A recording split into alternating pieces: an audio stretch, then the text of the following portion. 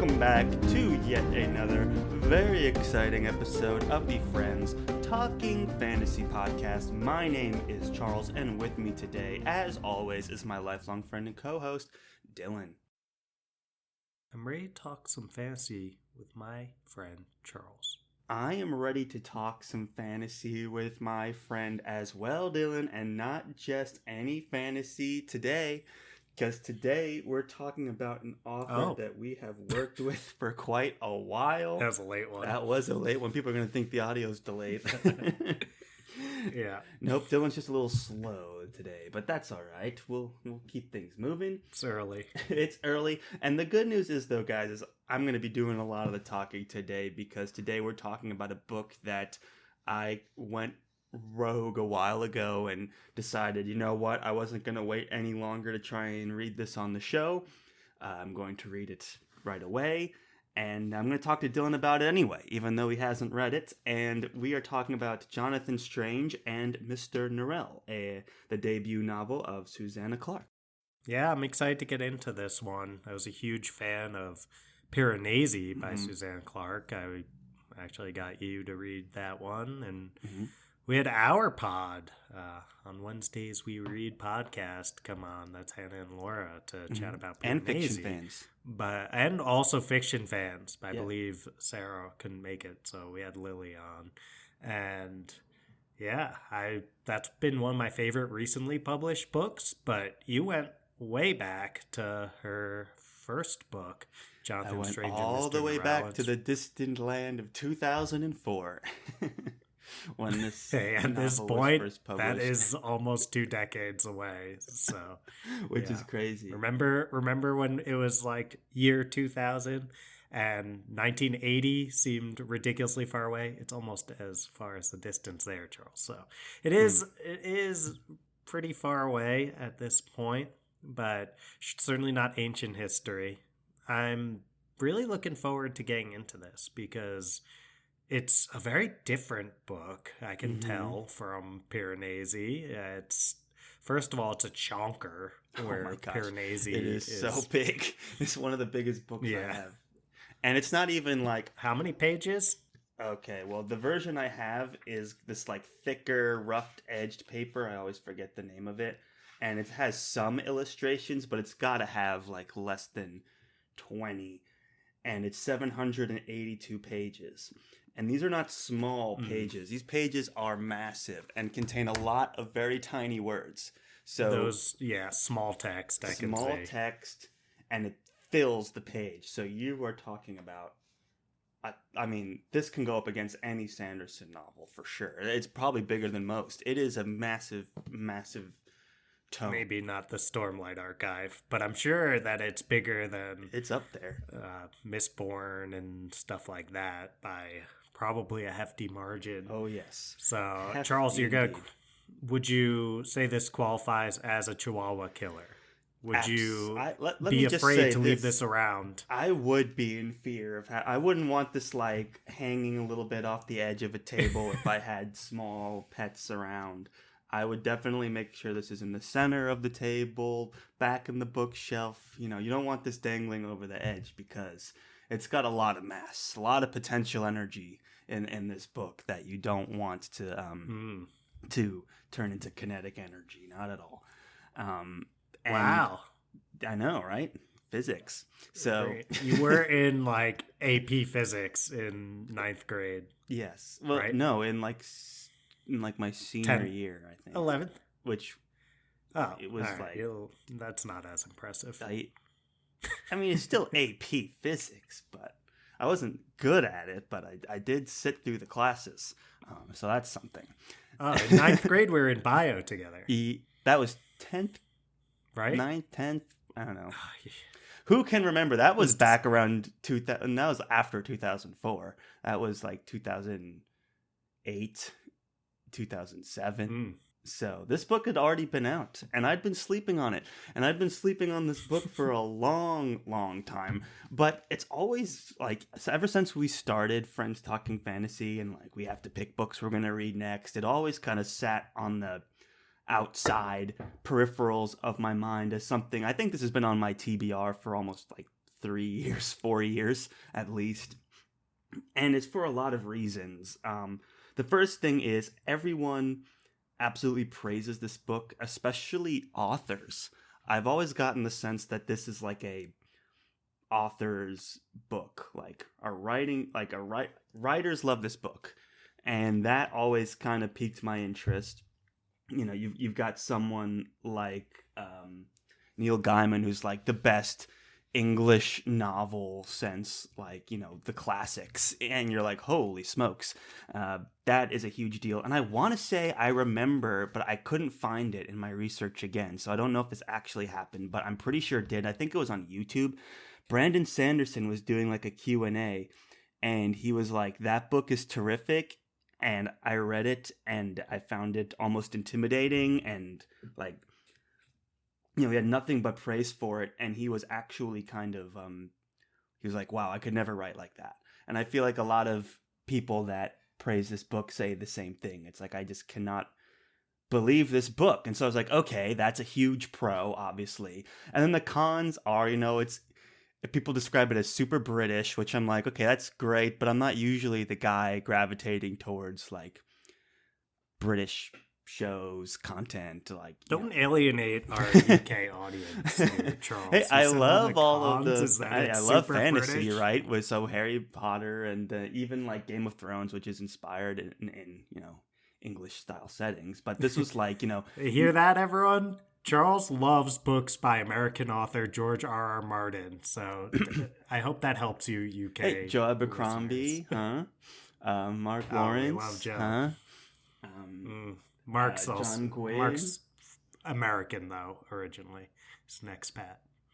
Yeah, well, it counts. I'm counting it. You're mostly naming Americans. All right, go on, Charles. But anyway, One of the it's set cons in is the apparently that 19th it's century British. England. I'll qualify it even further. So it's not swords and sorcery. It's like way, way, way later. And around the time of the Napoleonic Wars, it actually is kind of like like the setting portrays itself as inspired by history. It's like, okay, this was England, but what if in England magic existed, kind of a thing. So that setting is not one that typically draws me in, and it's just a massive book too, which also kind of is like, if we read this for the show, how much time are we going to need to give ourselves to allow us to read it? So a couple of those things kind of kept me from actually jumping on it. I found myself over the holiday break in December, and I was like, you know what? I'm ahead on the Friends Talking Fantasy reading. I've got like 2 weeks of time where I'm not like working or anything. I think now is a good time. I had bought this beautiful hardcover with illustrations and everything, and I was like, I am going to finally read this book and see what it's all about. And honestly, I'm super glad I did. I have a lot to say about this book, and we'll keep it spoiler free and we'll keep it very light. But my initial thoughts on it are, I was very impressed. It's a story that's not... It's surprisingly in-depth for something that presents itself very dry, and I was just blown away by the writing. I was like, people don't write books like this every day, and you can tell that Susanna Clark, one of those authors that like wrestles with every phrase, probably sat with this book for a very long time. And I remember, Dylan, we were talking about her approach to Piranesi, where she's like, I just could not get in the mindset to write another book after Jonathan Strange and Mr. Norrell. And so I just had to write this novella, and that was kind of a good dipping back in the waters of writing for me. And I could see why. This would be such a hard book to follow. The amount of effort and time and energy she must have put into this book. The idea of writing another one must be so daunting. So all of that is just this really fun reading experience that over the holidays, I'll say, it made me enjoy like the act of reading. I didn't do any audiobook this time. I was cover to cover in the book. Just carve out an hour or two every once in a while to read through it, and I just enjoyed the practice of reading it. And I think that's just like a high praise to give any book. So highly recommend to any fantasy fan and any fan of like authors like I'm trying to think of authors that kind of pour over their prose like a Patrick Rothfuss. Like a Rothfuss? Yeah, like a Rothfuss, like even Christopher Buehlman, who we just read. Like these people who take a very for totally opposite direction. But actually, this book is kind of funny. And what's interesting about this book is, as serious as it tries to present, it's also very not serious. Like that's kind of what's interesting about it. It never takes itself seriously. It finds a really unique balance that we'll get into. But yeah, first initial takeaway: if the setting is making you hesitant, if the length is making you hesitant, I highly encourage you to give it a go anyway, because I was sure glad I was. I was hesitant for years, finally pulled the trigger, and very happy to have had that experience. That is a pretty awesome sell there, Charles. Mm. I'll also say, on the topic of books that might be similar, even though I haven't read Jonathan Strange, I've heard #1 New York Times best-selling book of last year, Babel by R.F. Kuang, described as a tonal retort to Jonathan Strange and Mr. Norrell. That's for some reason that shows up everywhere. It's like on Rebecca Kuang's website and tonal retort. Yeah. Is it like particularly a violent book? Like you've read? No. No?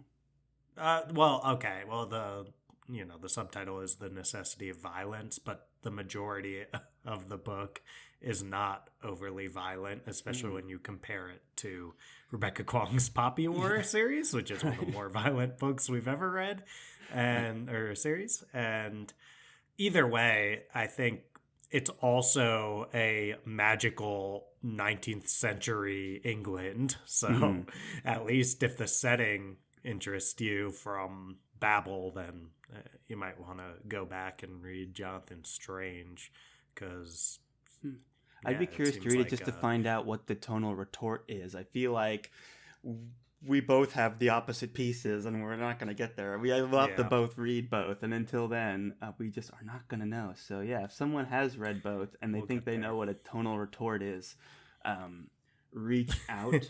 Because it could be in jest as well. One of the things, I guess I'll get into kind of a high level what this book is about. Like I said, it's set in the 19th century. It's set in the Napoleonic Wars. Like they actually are fighting Napoleon. That's a part of this novel. The whole premise is that magic had once existed in England, and today magicians are purely academic, and there's even, lines about, the study of magic is more virtuistic than the practice of magic, So in like high English society, magicians just have a lot of books and meet as a society and talk about theory, but no one can actually perform any kind of magical feats. And then cue Jonathan Strange and Mr. Norell, who are two people that can actually perform real magic. And that kind of kicks off this whole story. And it presents itself in a really interesting way, because it takes on things like what I imagine English culture is like, especially around like the 1900s. You got a bunch of like snooty, like upper class people who spend so much time talking about stuff like magic, for example, but they've never actually done any of it. They've never performed a single piece of magic. Something as wonderful as magic, they've managed to take and turn into a procedure and a study and write in books and overanalyze and take all of the actual practicing magic out of it. So there's something kind of funny there, kind of both on academia and on English society, which permeates throughout the whole book. And then the characters themselves, Mr. Norell is like considered one of the best, theoretical magicians out there. Like, owns almost every single book on magic. His library's the biggest. And what's funny is he's been able to practice magic for years and never told anyone. And then, as it comes out that he can do magic, it's funny how he tries to kind of keep the secrets limited and keep himself like with as much of the knowledge as possible. Like, he'll own these books and then not let anyone else see them, including Jonathan Strange, who's kind of like the street smarts guy who kind of figured out magic on his own. And they have two very different approaches to how to perform magic, and they come together. And like, this book, it's super long, so their relationship kind of ebbs and flows, but the whole book is about the relationship between these two. And you put that against academia and English society, and it's going on during the Napoleonic Wars. You throw a little bit of masculine relationships in there, not romantic, but, just like masculinity in terms of friendships and competition and academia, and like how sometimes just your bravado can get in the way of your progress. And that happens quite a bit in this story as well. And it makes... And also just the pursuit of academia as well. Like they like the fact of how they're trying to like become better and better magicians, and magic has been gone from England for so long, and all they have are these books, and they're just trying to learn more and more and pursue that. Like, there's something about the pursuit of that this book is also commenting on. And I'm keeping it spoiler free. I won't go any further than that. But what you get is this really long saga, and like, that's kind of the background. So, I don't know. Dylan, you're in academia. Does any of that sound kind of engaging to you?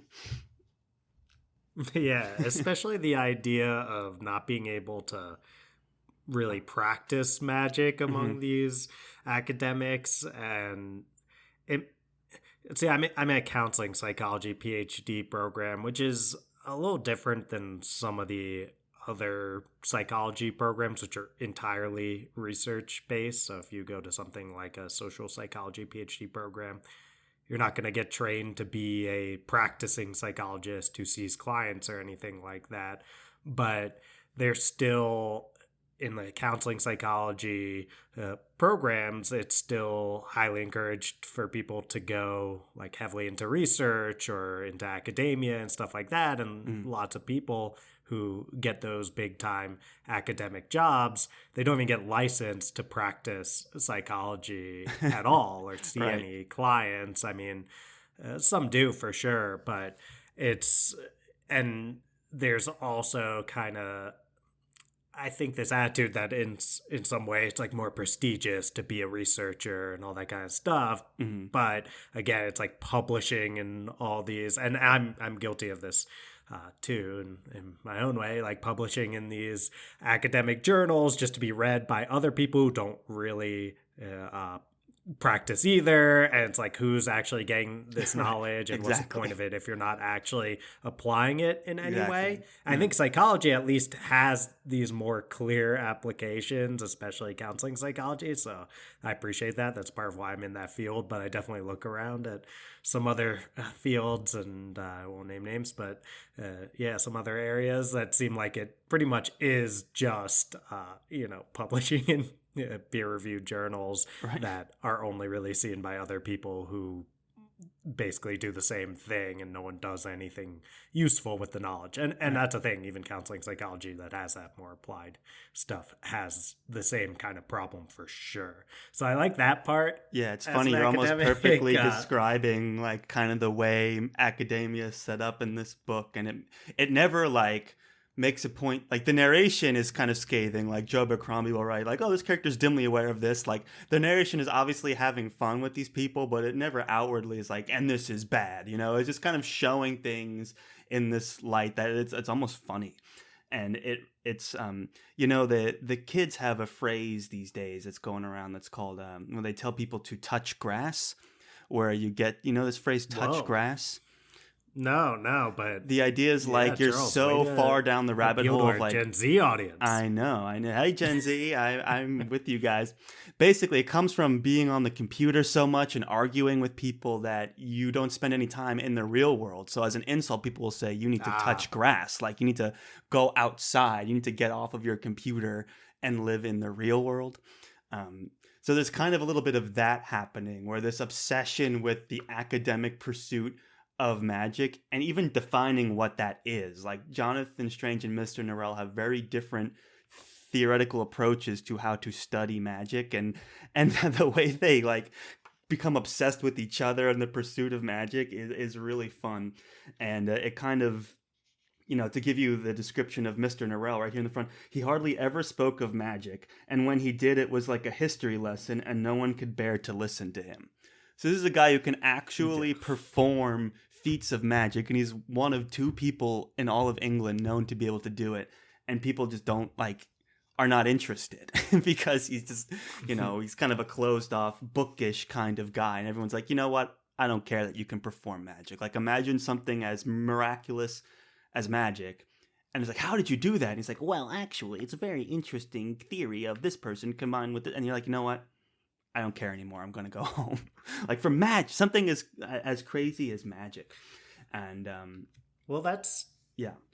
that's part of the thing with magic, though, right? It's almost like the hard magic system versus a soft magic system debate, if you want to call it a debate, where some people are way more into the soft magic systems because those are the magic systems where you don't explain everything. Magic is just this sort of mysterious force in contrast to those hard magic systems, which oftentimes someone like Brandon Sanderson does, where it's almost treated like a science where the reader is made to understand everything about how it works. But it's like explaining magic in that way. It's almost like explaining a joke, right? It's like the humor is sapped from it when you have to explain the joke the same way that the magic can be sapped from a spell or whatever they called in Jonathan Strange and Mr. Norrell by explaining it in weirdly academic and scientific terms. Yeah, there's almost like they're taking the magic out of magic. Yeah, it's like, let me see if I can find this. Yeah, here we go. Oh, it's Arthur C. Clarke who said, magic's just science that we don't understand yet. And it sounds like that idea is toyed with a little bit in this novel. Yes, there is some of that. Like, it's funny how, the Napoleonic Wars are going on and the generals are like, can you do this? And he's like, well, that kind of goes against the theory. So, can you do this? He's like, well, maybe if you do this. And they're just like, you're whatever, like, go away. There's that, like, where it brushes up against government or politics or even like relationships. It's like, what can and can't magic do? And it's interesting just how something as, like, you would imagine if someone could perform magic in the real world today, like, it would make all the headlines. It would be crazy. But they like announce that they can do magic and they have a hard time like gaining that notoriety sometimes. And there's a humor in that too, because it's something about like the Englishness of, oh, we're the best, we have the best navy, we're fighting fine, like we don't need magic, like that kind of stuff is in here too.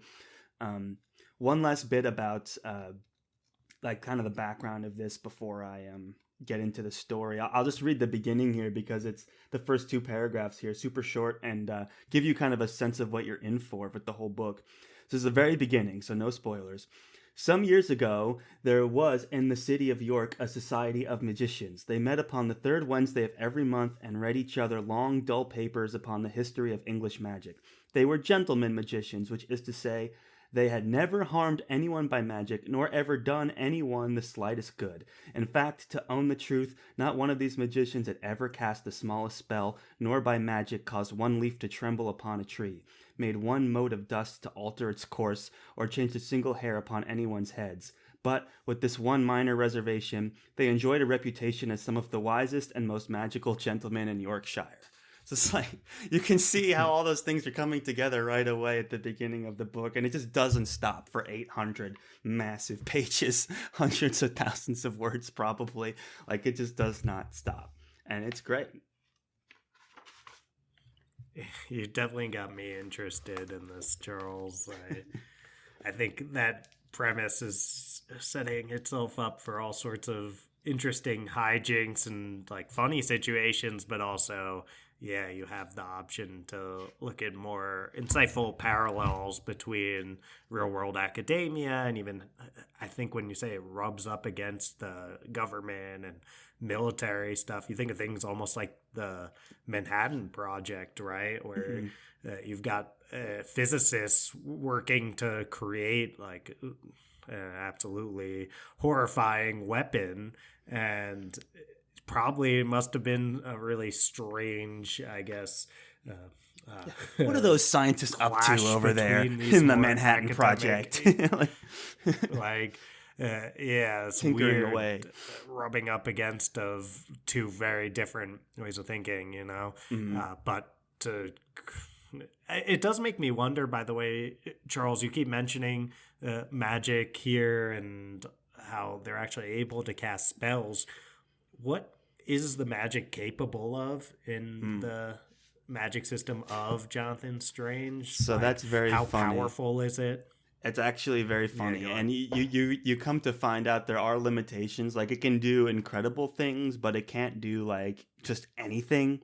And it's very soft in the way they explain it. It's like, oh, Jonathan combined this theory with that one to do this.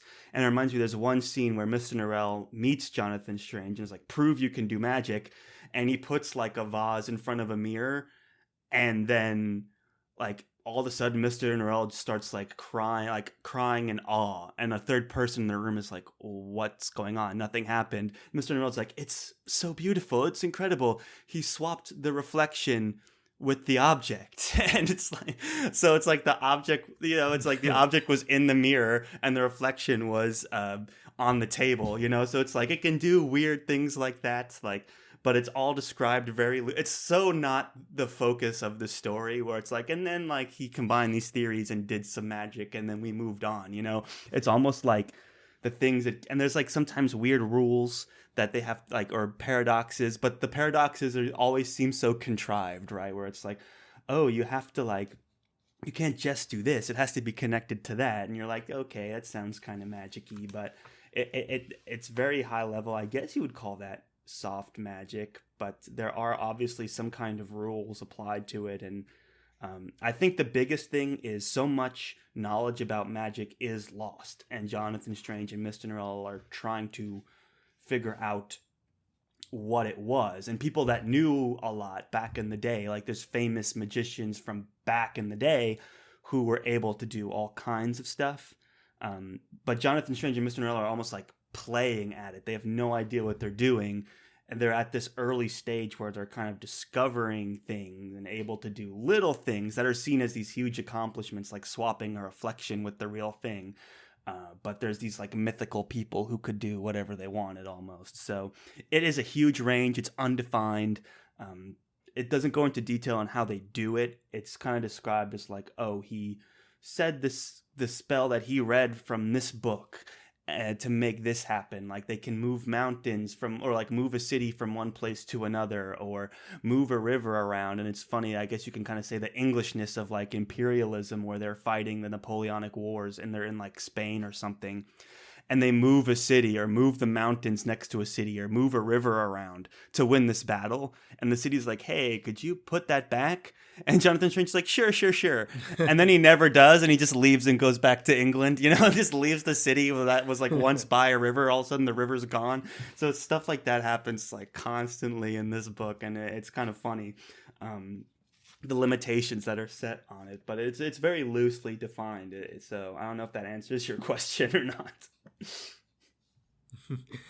No, it does. And I love the idea of these, like that switching the reflection with the real thing that has no practical purpose and no, like, But it's nothing that academically an such a outside huge observer thinks. accomplishment, right? Well, yeah, I think of something like, going back to the idea of publishing papers. It's like sometimes you can get caught up on these things like, oh wow, like what an elegant, like statistical analysis they use to get at this problem here. Like, it's so, I've never been brought to tears, but I have been like, oh, wow, that's like really smart and really cool. And the word elegant does get thrown around, which is kind of weird when you think of like Right. statistical analysis. But anyway, it's like you can get so caught up on that as someone who has that understanding of like what goes into doing those analyses, much Mhm. like the way that you'd think Jonathan Strange and Mr. Norrell have this understanding of what goes into the process of magic. Mhm. But you get so focused on that and how cool it is. Oh, wow, you really figured something out, that it's like you lose total track of whether it matters or Mhm. not And you that can also you kind of push actually the are boundaries, right? solving this Like problem. it kind of Yeah. goes that way too, where sometimes Jonathan Strange and Mr. Norrell do something, and it's almost like unnatural or uncomfortable in practice, like reanimating a dead body or something, where it's like, whoa, I don't know if you should have ever done that. I guess you could equate it to like the, some kind of unsanctioned psychological experiment that, you're Right. like, Stanford prison experiment or yeah, something like something like that, that, which where is it's known like, for being and it's unethical. like, hey, I've made this person totally shut down. Like through my powers of psychology, I can render someone so emotionally damaged that they can't like function anymore. Isn't that like really interesting? And it's like, I mean, I guess that's a discovery, but it's horrible. Like, why would you ever do that? Your pursuit of something can kind of get you too far down the rabbit hole sometimes, and that's kind of what this book does a little bit. And that's kind of what I wanted to get into next is, the book is 800 pages. So it's like, what's the story?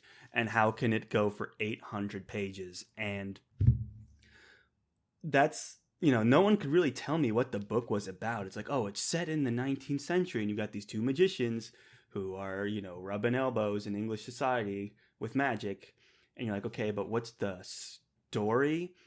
And the story doesn't readily present itself, I will say that, but it almost doesn't matter. Each chapter, and the chapters are relatively short, like 10, 15 pages per chapter, but they're almost like episodic in nature. Like they almost all tell like a complete little story, and they'll bounce around from different characters or different situations.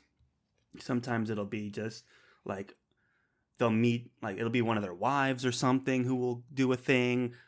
There's other characters throughout this that I won't get into, but for sake of time, but they get their own stories too.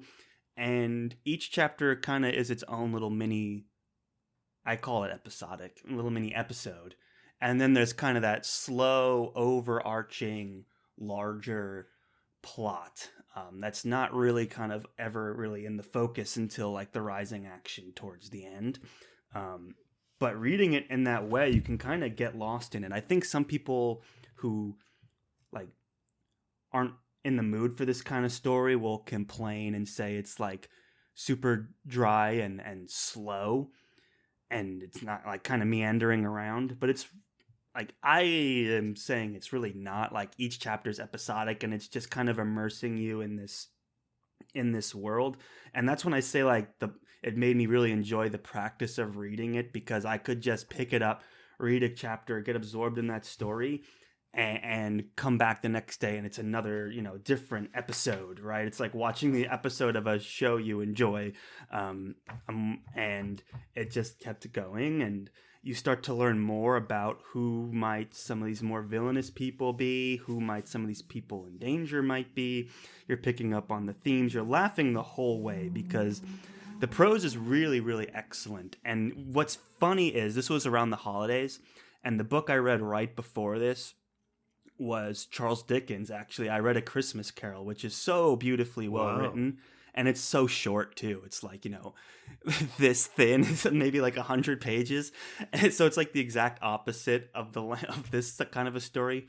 But reading Could Dickens fit and 8 of them inside of the oh, you binding could of a fit Jonathan like Strange and way more Mr. than Norrell. 8. You could fit like maybe 50, but um, Oh it's my, wow. it's so thin I can hold it up, but maybe more like 15.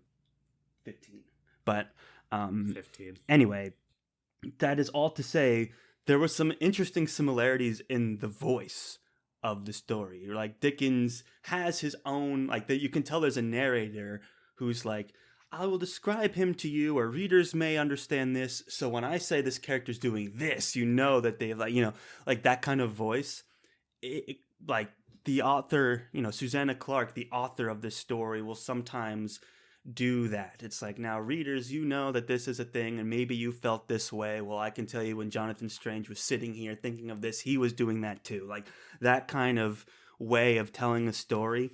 It's people describe this book as like a romantic style of writing, and I think that's a part of it. Like, it's got this whole like commentary. It breaks the fourth wall every once in a while to talk to the audience, and it's a book about academia, so there's a ton of these footnotes, and I think I read somewhere that there's over 200 footnotes in this book. There's a footnote on like, wow.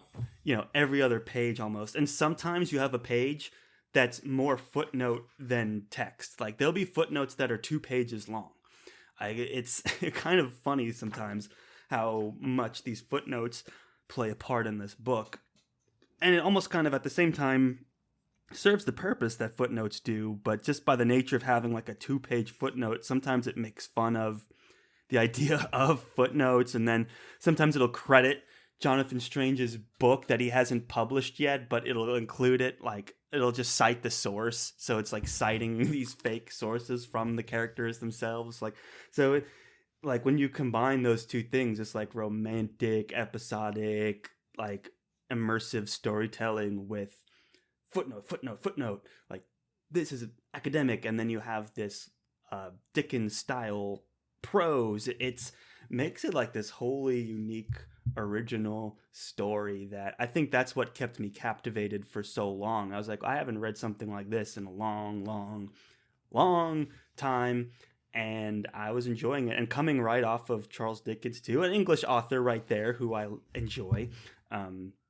Just Charles the practice loves the of British writing. people. I sure do. I'm an advocate for the British people, and yeah, just like the way that they write. It's when you consider like, oh, he's a talented author with a strong voice, like Dickens. Susanna Clark is has that ability, has that skill, and we had a conversation offline about like what it means for an author to have voice, and I don't know, but Susanna Clark just has this style about her that's like so next level that when you read it, and I get, to go back to when I said it's a writer's book, where you read this and you're like, I don't think I could ever write this. Like this is a writer who's just writing this beautiful like romantic story. It's like a masterclass, and like it's one of those almost unobtainable seeming kind of accomplishments, and I don't know how she kept me captivated for so long, and I think a lot of it has to do with that voice and that episodic storytelling. So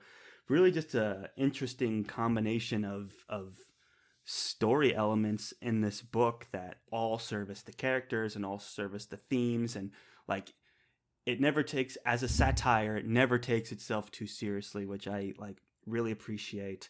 And then I'll kind of wrap it up by saying, the ending I thought was very satisfying, because like, how could you end a 1,000 page monster? And I just walked away from that being like, that was such a great way to wrap this up. It was like very poetic ending, very nice.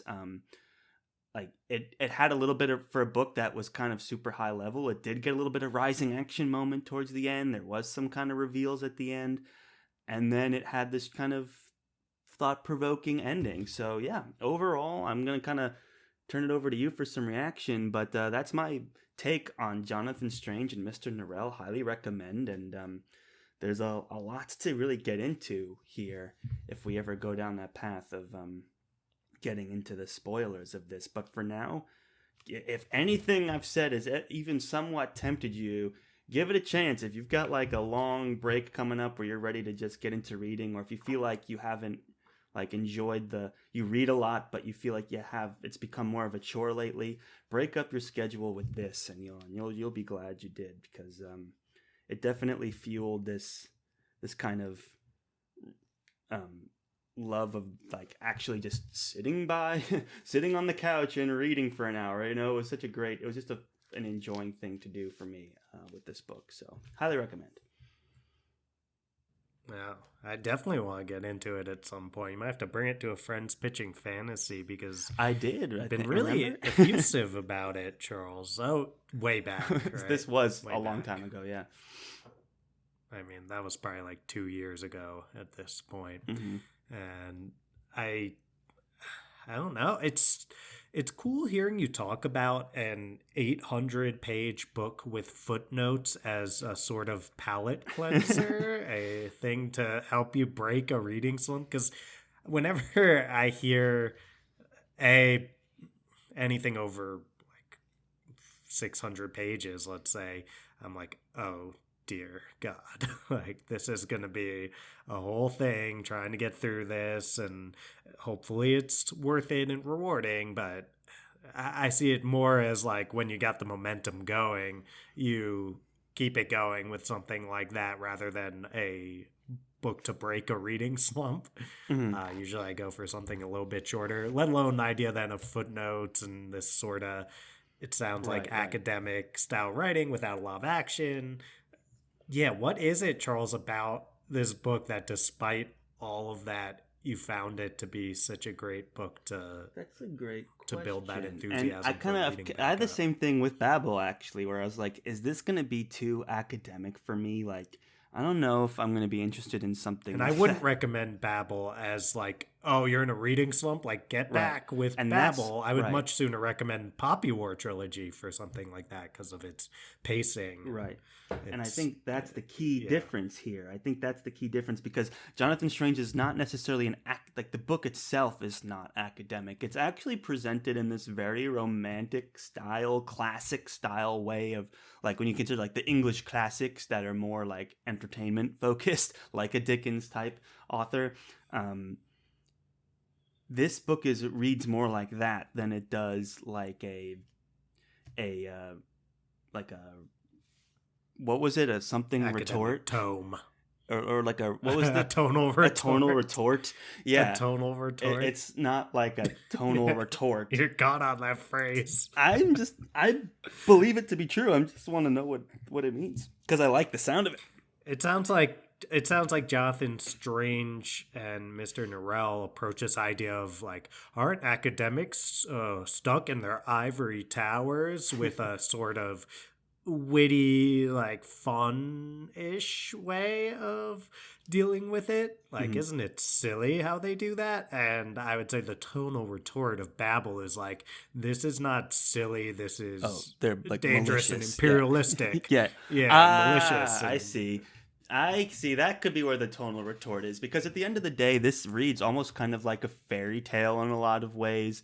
It is kind of as much as it lampoons like English society and culture. It is very much an English book, so there's some kind of. Ooh, I just dropped the book and shook my whole desk. It is. It is. watch out, chihuahuas. I tried to hold it one-handed. That was the other thing. Like trying to read this book, I like at certain angles, you just couldn't hold it for too long because it was like one-handed, just holding it open. You're like, I gotta like switch arms. That's like Charles. You know that so Saga, one of our favorite our favorite, I would say, graphic yeah. novel series. I have that giant compendium. Oh yeah, you know that one, thing's and I big. like reading it is so difficult, like physically to hold that thing and keep Right, moving through right. it. So My sometimes monster those is big books can get one like of that. those is like that too. But yeah, it's exactly that same experience. And but anyway, I will say yeah. So it's not like oh like these people are actually like evil and there's like there's a lot to actively criticize. Like I don't think Susanna Clark is actively criticizing or calling for the change for anything. Like she's just kind of at the end of the day she's telling almost like a fairy tale, and like the ending is very like classic literature where it's like rooted in like themes and symbolism, and it's like it's very I'm gonna say romantic again. So I can guess like Rebecca Kwong does not pull punches, and she's much more active in her Scathing. is scathing, right? So I guess that could be the tonal retort right there, because that's true. This is at the end of the day like a fun story, and it keeps it kind of lighthearted, even though there's some heavy stuff that happens, and there's life and death stuff, and there's depression stuff, and that's all in here. Relationship challenges, all that's in here, and like some people meet pretty tragic fates. It is at the end of the day like a positive story. So I guess that could be the tonal retort of like, oh, you let academia off too easy. What if they were actually imperialistic and like chained their students to desks and used them for evil? No. So I want to say it's handled more subtly by Rebecca Kwong there. It's not like, oh, these evil academics just being explicitly evil. It's more like a pernicious evil, right? It's like it has these harmful effects, but it's much more gradual, or like I guess implicit to how the system is set up, rather than the individuals within the system necessarily being like having being malevolent. Mm-hmm. It's kind of the system that gets blamed, and then the people's like ignorance to change it who are benefiting from the system, or lack of initiative to change it. It's not as like they're evil as it might sound, but it sounds like this one's less academic in tone, less dense than Babel, and it's a little more tongue-in-cheek. Sounds like the magic system is very hard in Babel too, right? You've got like the silver that is harder. Harder for sure. It's not like Mistborn by Sanderson, right. with explaining everything, but it is pretty clear how the magic system works. And I think different books, but yeah, the idea of two books set in 19th century England and dealing with academic culture just in two very different ways. Mm-hmm. If you do want to hear more about Babel, there's an episode a little while back where I kind of take the role that Charles is taking in this episode, mm-hmm. where I've read the book, Charles hasn't, and do a spoiler-free discussion. So maybe you can try to get an idea of the tonal retort yourself if you haven't yet read one or both of these books. So this is cool though, Charles. You have me kind of eager to get into it. But then I look at my TBR and what we have going on here at the podcast. I'm not sure exactly when that'll be, and I can't imagine you're gonna want to reread very soon. I mean, it is a long book, even if you really enjoyed it. Right. So yeah, there is also a BBC show as well, which I've never seen. It was on Netflix for a brief period, but it's not anymore. So. Not sure. I was surprised you didn't bring that up, actually. I was going to bring it up that, there's that BBC show, and you're talking how much that the book read in an episodic manner. Yeah. I was going to say. Yeah, there we go. Well, that makes sense. It lends itself really well then to does. Show with, I believe it was like a mini series. It had 7 episods, if I I'd be curious how they condensed it down to 7 episodes, because a lot flipping goes on in this book. But it does lend itself to that kind of story. Montages. So, montages. Yeah, exactly. Just two guys flipping pages in the dark. Eye of the Tiger in the background. They just flip a page. Write something down. Goes to the chalkboard. So and then what they do is they swap an object with its reflection, and then they're like, "Yeah, we did it! Huge success." So that's it, guys. Well, Charles, go ahead. I think this episode was a huge success. And thank you. I would agree. I'm sold, and I imagine a lot of the listeners are probably sold too, because it's great to hear when you're so someone in academia excited and passionate about kind of book fun for you to check it out. Yeah, for sure. But That's anyway, I've had a lot of fun, Charles, and I hope you did too. I hope the listeners did. Mm-hmm. But I think it's time that those listeners turn their attention to some sweet outro music. Oh, let's get that sweet, sweet outro music pumping. Thank you, everyone, one and all, for listening to yet another very exciting episode of the Friends Talking Fantasy Podcast. If you like what you heard today, if you want to reach out to us, support the show, give us a follow over on social media. That's at the FTF Podcast on Instagram and at the FTF Podcast with a number 1 at the end on Twitter. Now, Dylan, if they like what they heard today and they want to support the show even further than following with us, talking to us on social media, what can they do? Toss 5 stars to our podcast, which you can now do on Spotify, where most of you are listening. Just 2 clicks at the top of that Friends Talking Fantasy podcast feed. You can also rate and or review on Apple Podcasts, but just listening is more than enough. Thank you so much for doing that. Just listening, guys. Thank you so much. We greatly appreciate it. You guys